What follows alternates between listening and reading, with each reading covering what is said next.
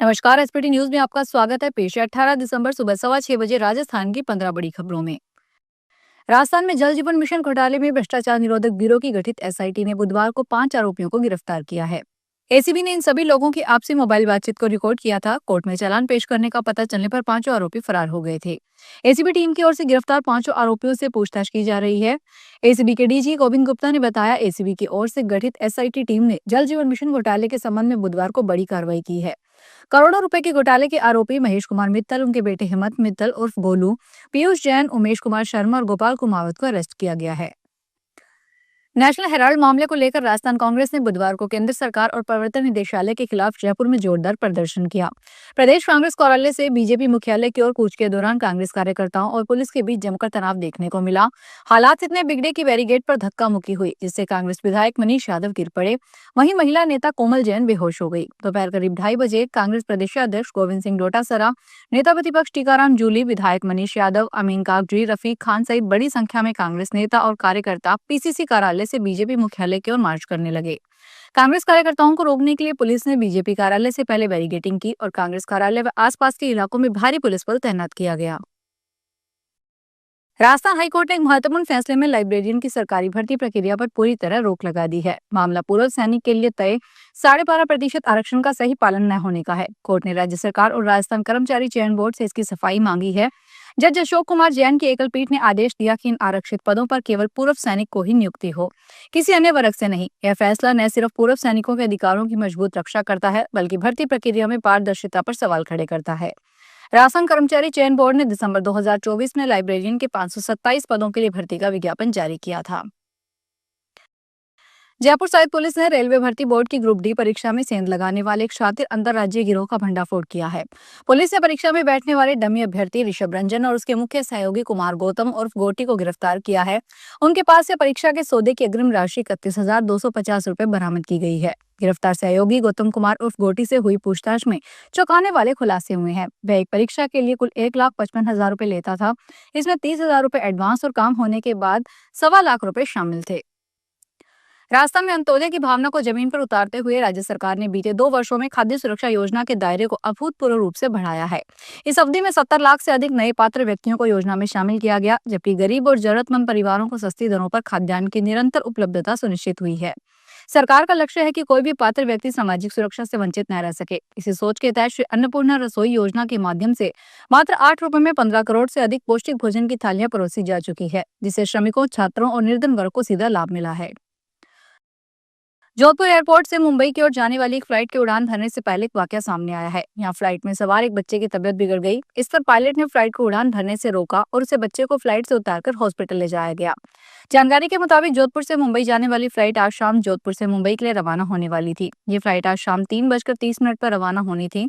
Pilot flight की landing करवाने में था। इसी दौरान फ्लाइट में सवार एक बच्चे की तबीयत बिगड़ गई।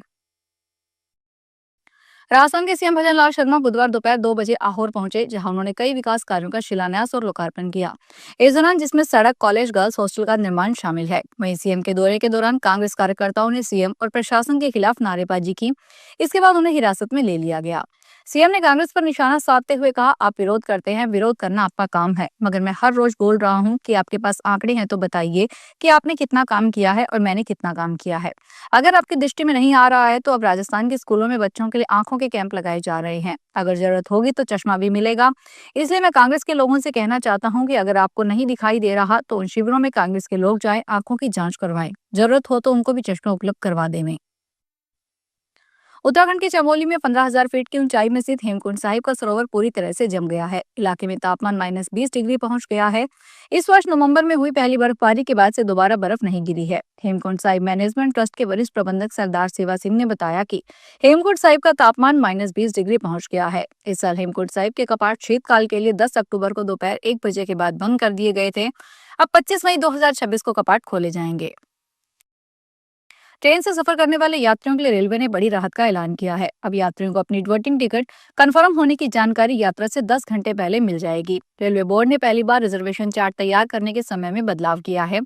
नए नियमों के तहत सुबह 5 बजे से दोपहर 2 बजे तक रवाना होने वाली ट्रेनों का पहला रिजर्वेशन चार्ट पिछली रात 8 बजे तैयार कर लिया जाएगा। जोधपुर मंडल के डीआरएम अनुराग त्रिपाठी बुधवार को बाड़मेर रेलवे स्टेशन पर पहुंचे। यहां पर उन्होंने 16 करोड़ 81 लाख रुपए में तैयार हुए रेलवे स्टेशन का निरीक्षण किया। एग्जिट पोल और entry gate, ticket booking, waiting room समेत तैयार हुए स्टेशन का बारीकी से चेक किया। इस दौरान डीआरएम ने अपने मोबाइल से बाड़मेर रेलवे स्टेशन के साथ सेल्फी ली। डीआरएम ने मीडिया बातचीत में कहा कि बाड़मेर रेलवे स्टेशन तैयार हो गया, जल्द इसका उद्घाटन किया जाएगा। सिरोही और पाली जिले में आबू रोड से मारवाड़ जंक्शन के बीच मौजूद छोटे स्टेशन के यात्रियों के लिए जीवन रेखा मानी जाने वाली जयपुर अहमदाबाद पैसेंजर ट्रेन पिछले 5 साल से रेलवे की ट्रेनों की सूची से बाहर है। वहीं जोधपुर साबरमती पैसेंजर ट्रेन को एक्सप्रेस ट्रेन के किराए पर चलाया जा रहा है। इसके संचालन पर भी विभिन्न रेल खंडों पर चल रहे तकनीकी कार्यों के कारण बार बार लिए जा रहे ब्लॉक का असर पड़ रहा है। ऐसी स्थिति में आबू रोड से मारवाड़ जंक्शन के बीच स्थित करीब 20 छोटे स्टेशनों से जुड़े 250 से अधिक गांवों के सैकड़ों ग्रामीणों को परेशानी का सामना करना पड़ रहा है। राजस्थान में एसआईआर के तहत 41,85,000 वोटर्स के नाम काटने पर सियासी विवाद शुरू हो गया है। कांग्रेस ने इतनी बड़ी तादाद में वोट काटने के पीछे राजनीतिक साजिश का आरोप लगाया है। कांग्रेस प्रदेशाध्यक्ष गोविंद सिंह डोटासरा ने चुनाव आयोग पर बीजेपी से मिलीभगत करके दलगत आधार पर वोट काटने का दावा किया है।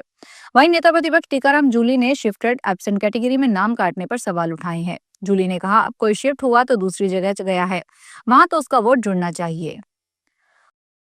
उच्चतम न्यायालय ने राष्ट्रीय राजधानी में वायु प्रदूषण के गंभीर स्तर को देखते हुए नर्सरी से 5वीं कक्षा तक के बच्चों के लिए स्कूलों की ऑफलाइन कक्षाएं बंद करने के दिल्ली सरकार के फैसले पर रोक लगाने से बुधवार को इनकार कर दिया।